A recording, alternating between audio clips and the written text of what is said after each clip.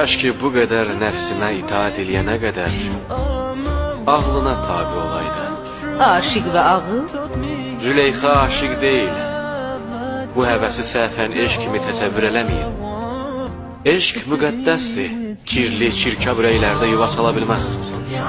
Buna inanmayın xanım. Eşq müqəddəsdir. Xəyanət əhli aşık ola bilməz. bu ürək işidir. Məntiq sübut bilməz. Aşık müqəddəslik hərəmi olan qəlbinə çirkinlik üçün yol açmaz. Həvəsi eşq adlandırmaq yanlışdır. Sizin başka bir gəliniz de var. Güzel ve aşık Züleyxa. O da sizin kimi neçə illər Yusuf'un intizarında qalır.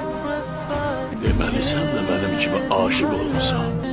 Züleyxa'nın Yusuf'a olan eşki uzun iller Mısır cemaatinin dilinin ezberi olur.